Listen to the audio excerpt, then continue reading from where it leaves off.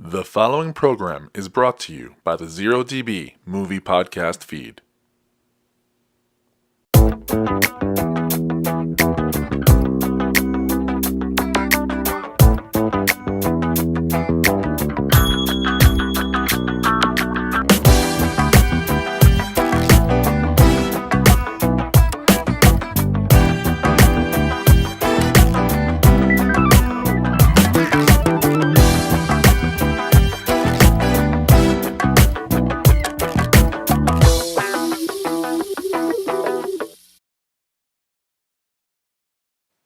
Hey everyone, and welcome back to the solo set here on the 0DB podcast feed. We are currently doing a Netflix series called Altered Carbon, and we are on episode 6. So far so good, man. The first 5 episodes, after 4, it definitely got better. It's getting a little bit more heady with a lot more, violence, sex, gore, everything everyone loves on Netflix. It used to be HBO. Well, it's not. It kind of still is. But anyway, let's just dive right in.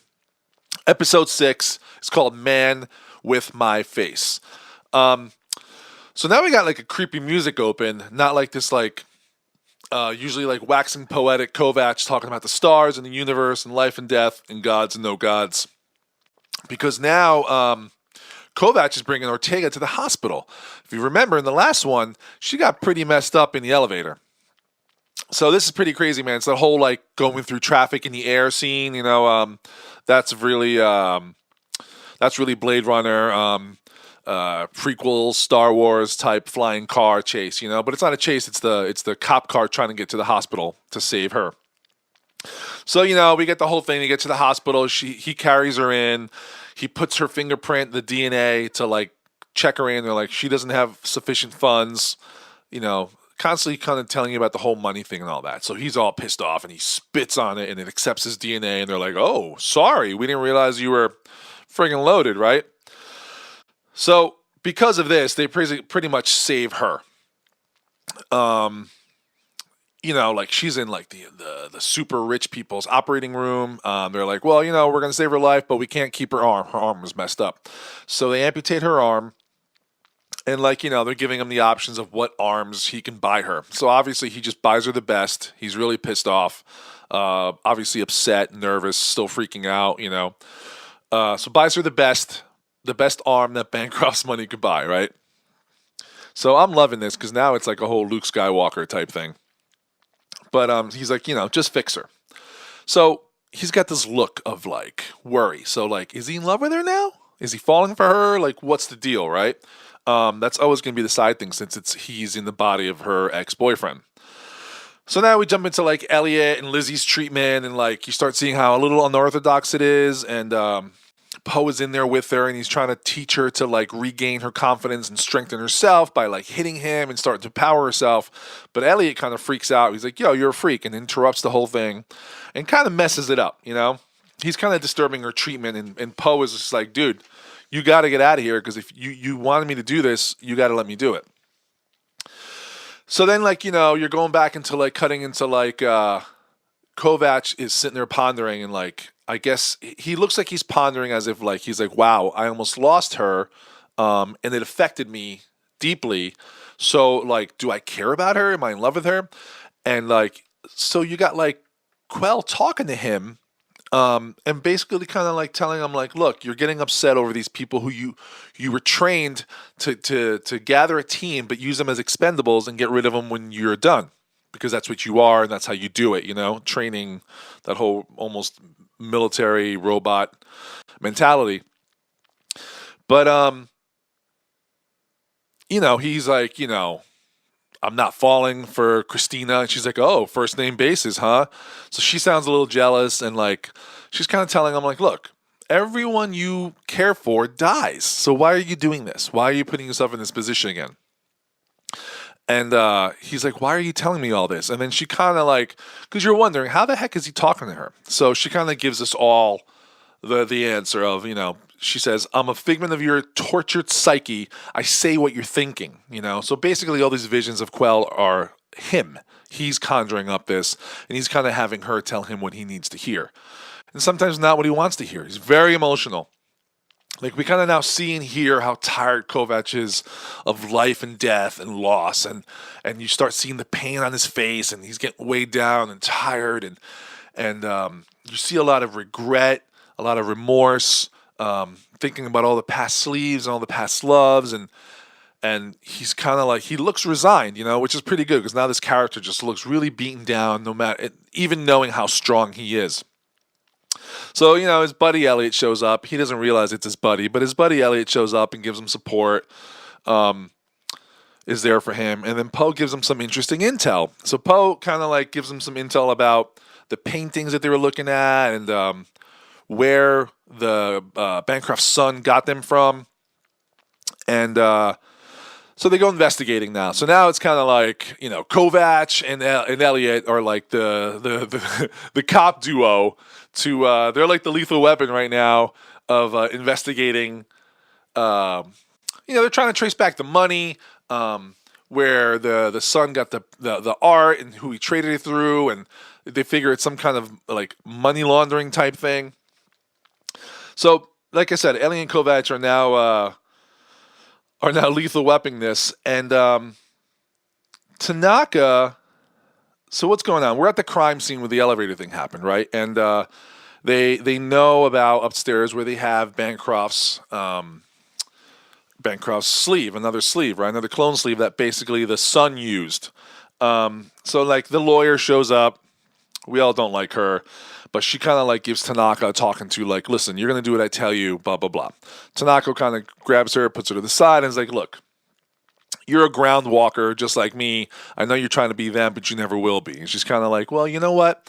You're a piece of crap, and I'm not, and that's the way it is. Okay. She sucks, right? So there's Ghost Walker talk with Tanaka and like the nerd information guy, and like Tanaka's all pissed off, like, yo, why isn't anybody telling me this? So now he's becoming like a typical captain that's just pissed and no one's telling him anything and everyone's going behind his back. But Tanaka sucks because, like, he is a Joe Schmo like everybody else, but he's definitely on the take too, and we don't have proof of that, but we know that he's kind of like working his political sides and working for the Mets and making sure that everyone's got what they want above, just to keep everything kind of cool below, which is, it's still as bad as being corrupt. So Dimmy and the Ghostwalker meet with a new character, and it's this dude sitting in this chair in this like lovely place that seems like he's also a meth, and they call him Hemingway. So Hemingway's new. He's new, and he basically tells Demi, look, I don't care how long we've known each other, but you will not touch Kovac. Kovac is an envoy. I sent your dumb brother to go pick him up at the hotel, episode 1, and he ended up getting himself killed, and all I wanted him was to bring Kovac back to me so I can talk to him, and he turned it into a gunfight. So this Demi's like, look, don't tell me what to do. Like, I've known you this long, I'll do what I want. And basically he's like, look, if you do anything, we gonna kill you.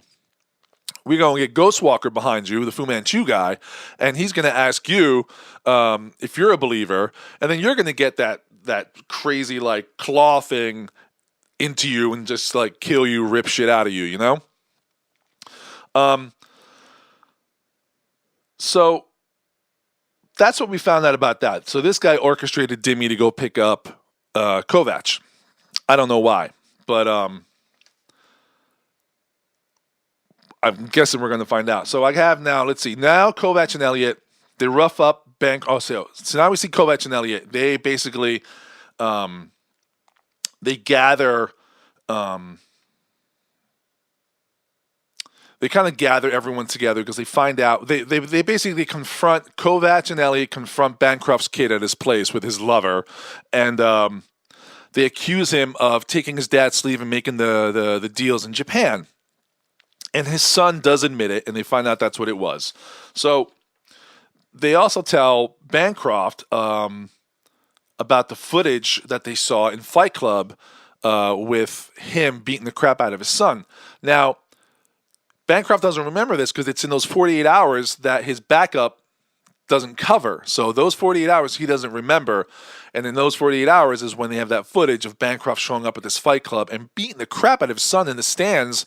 And Kovac said he can read lips, and he was kind of saying like, you're not me, you'll never be me, blah, blah, blah, blah, blah.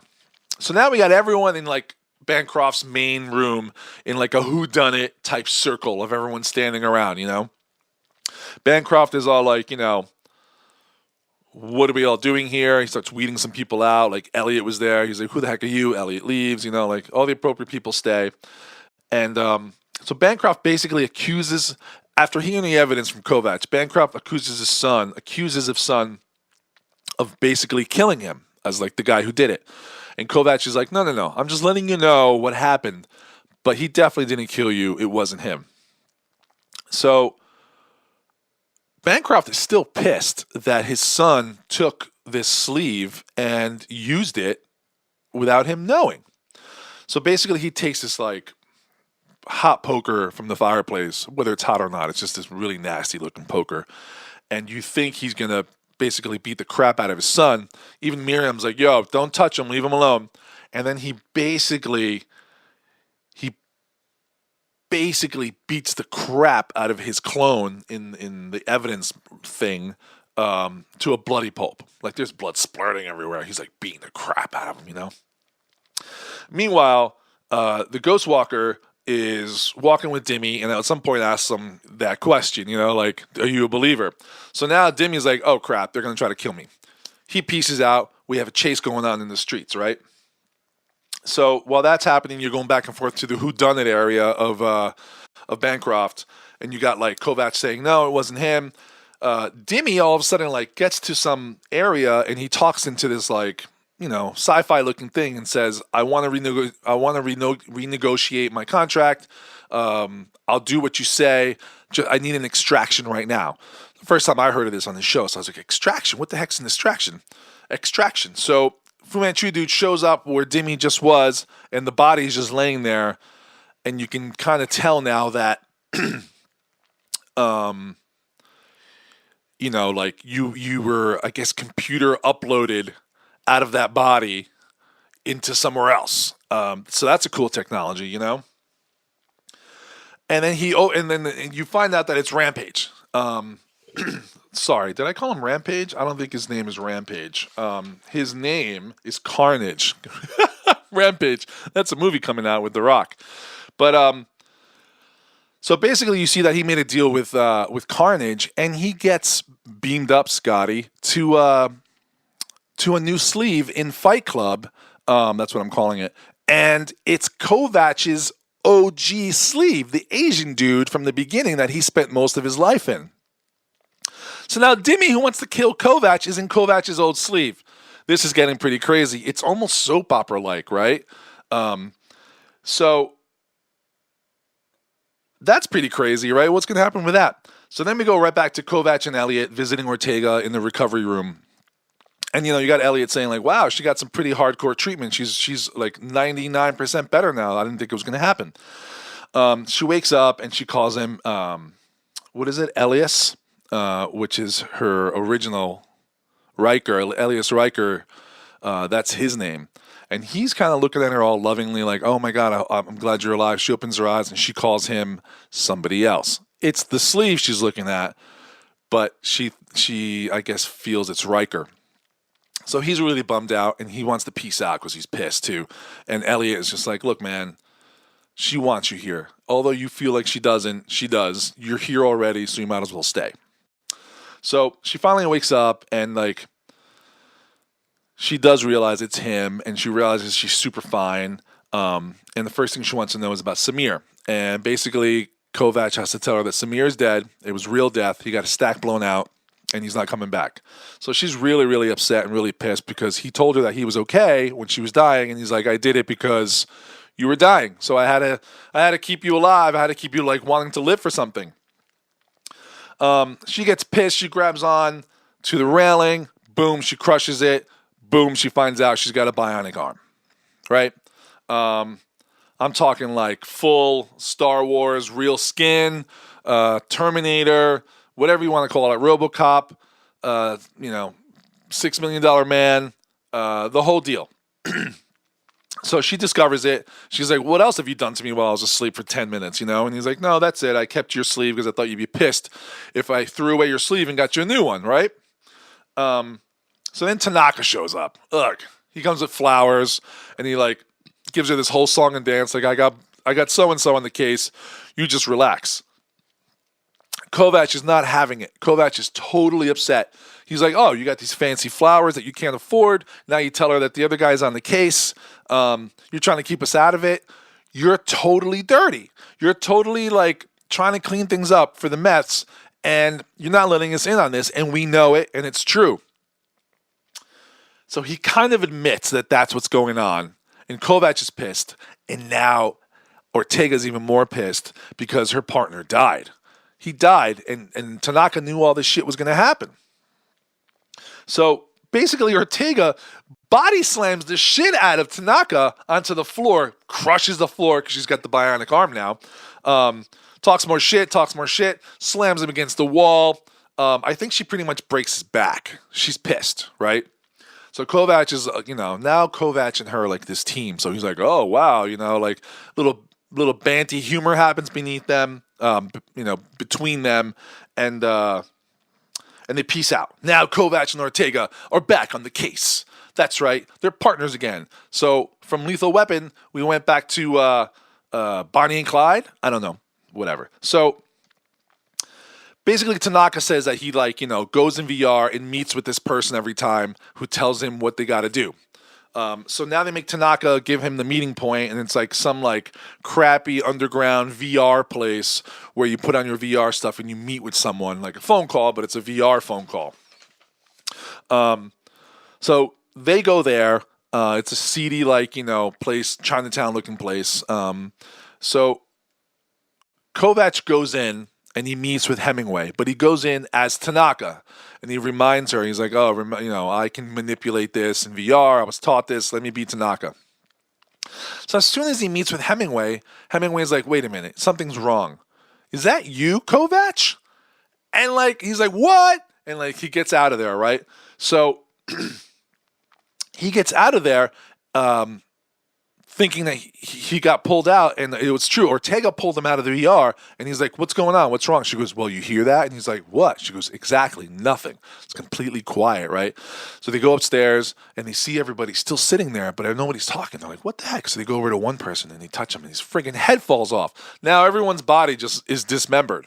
Everyone's killed, and they're like, what the fuck is that? So next thing you know, what is it? Next thing you know, they look, and Kovacs sees his original OG body sitting there with it looks like some kind of digital grenade, and basically it blows up, and next thing you know, they wake up in some other area in a basement type place with bags over their head, and they've been kidnapped. So they take the hoods off, and Carnage shows up. Carnage is like, yo, what up, guys? And OG Kovacs is there too. So now they're like, what the fuck is going on? So basically what happens is everyone thinks that Kovacs is still Elias Riker. And even the ones that don't know it's not him anymore, they don't give a crap because the audience wants to see this. So Carnage shows up, and he sets up a fight where it's Ortega and Kovacs fighting all these mutant sleeve monsters to try to kill them. And at the end of that fight, it's Dimmy in OG Kovacs' body. That's basically, he's like, now I'm going to kill you guys. So Kovacs and Ortega end up fighting Dimmy to the death, and Kovacs kills him by stabbing him, and basically he rips out his stack, and he passes it to Ortega, and Ortega's bionic arm just crushes it. So now Dimmy does have a real death, and Dimmy's finally gone. Annoying Dimmy twins for friggin' 5 episodes. So he's gone forever. Carnage is totally bummed. He's got this look of shock. So he just basically does what all these villain type dudes do in these situations. He's just he opens the gates. He's like, everybody kill them!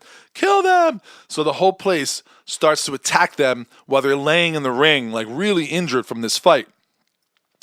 And then all of a sudden, a friggin' ninja shows up from above. People start getting hit with arrows. and like stars and stuff and like whatever it is, bullets, everything, right? And they're just like, what? And they look, and there's like a friggin' ninja up top, and like the ninja's like comes down, he's doing the sword, it's throwing stars, like just destroying everybody. So basically, the ninja basically kills everybody.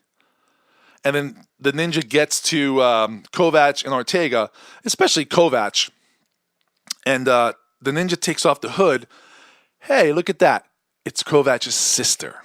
That's right, Kovac's sister from this whole series of her and the memories and being her innocent sister and I miss you and all that. It's her sister. So her sister seems like she came to like save Kovac, right? And then it ends. Yay! Another cliffhanger. They're leaving off on pretty good cliffhangers. Now we know it's Kovac's sister, so she's alive. She's around, and she's a ninja, apparently. And that's it. So it gets you more and more psyched to want to go into the next episode and be like, wow, where's the sister been? What's the sister been doing? So now the episodes are leaving you on cliffhangers where you want to go to the next one to see what's going on. And that's it for this one, guys. I mean, this one got me all pumped up. This one got me a little bit more excited. This one makes me want to go watch the next one, right? I mean, like, Kovac is pissed. He knows he used to be Riker. Ortega's got a new bionic arm. Tanaka's got his ass kicked from all this stuff. So this can't be good. Like, this is all crumbling now. The police station and all that's got to be just crumbling around. It's crazy. It's crazy. So I'm going to end that here, and that way we have more time to watch the other ones. All right, folks. I am Gabe Aniel. I was your host for today on the solo set here on the ZeroDB podcast feed. Be sure to subscribe here on YouTube. And also, if you're listening to this and not watching this, please feel free to subscribe on Apple Podcasts, Stitcher, and Podomatic. That way you can either watch this show or you can listen to this show, and you can get it either way, right? Twitter at ZeroDB23, Instagram, Facebook at ZeroDB Podcast. Thanks for watching and listening, everyone, and I'll see you on the next one. Take care. Thank you.